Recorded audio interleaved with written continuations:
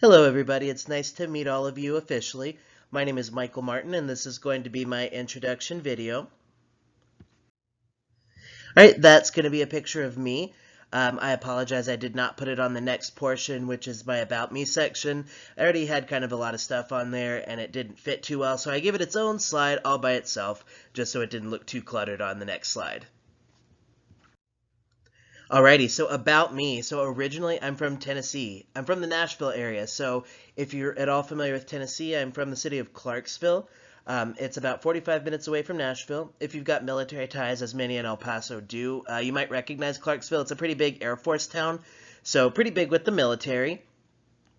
All right, so I graduated high school in 2008, and then I went to the University of Tennessee at Martin. It's in a real small town. It was a very rural school. We had only about 8,000 students, and then the town itself was only 10,000 people. So you can imagine how small that was.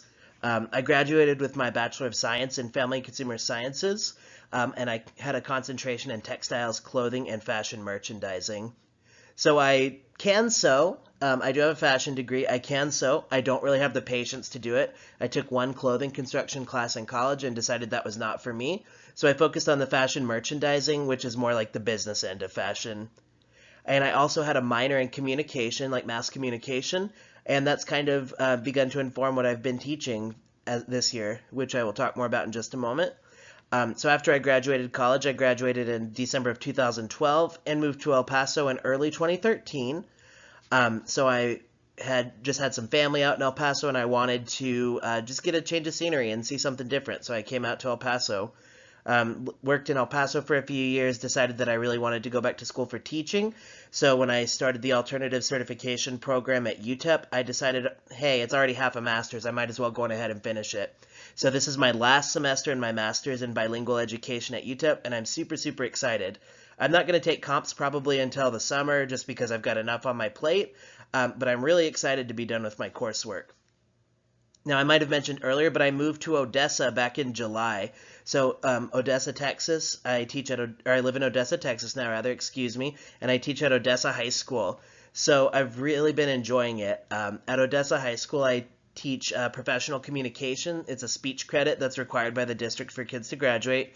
So, I teach 4 sections of professional communication and 2 sections of principles of human services, which is like the introductory family and consumer sciences class.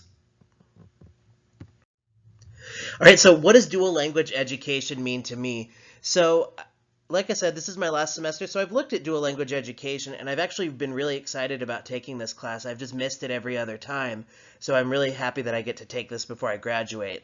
But to me, dual language education means learning in 2 languages at the same time. So when we're doing dual language education, we have 2 different languages as a medium of instruction. Now that learning, from my understanding, may not be equal in both languages. We may have more of one than the other. And with that being said, because it's not necessarily equal, from what I understand, it's kind of used as to transition students into more of their L2 environment. But I'm not so sure on that, but that's kind of what I understand. No, I think dual language education is actually really important.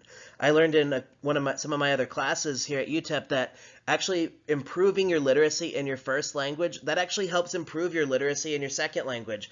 So helping students when they're learning a second language, just helping them improve their reading skills in their first language actually helps them to be better readers in their second language, which I think is really cool. And to me, one of the reasons why I think dual language is really important. And also, being bilingual, knowing 2 languages, there's been research that has shown that that improves critical thinking skills. So I think dual language is really important, and I'm excited to learn more about it. All right, so my wondering about dual language education. Can elements of dual language education be incorporated into our regular classroom?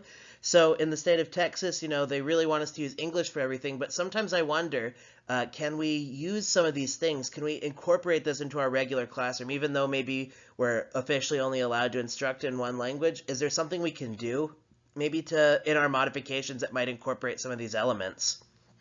And I think ELL students, if we could do this, our English language learners, especially those that are classified as newcomers, I think those would be really beneficial for those students. I have a few students who are classified as newcomers, and they do score at the beginner proficiency level in all TELPAS domains. So I think, some of these modifications and dual language experiences might be really helpful for them. So I wonder how I might be able to incorporate that into my classroom. Even though I don't speak Spanish, I'm very interested in helping these students out. And I am looking forward to working with all of you, and well, I'll see you online.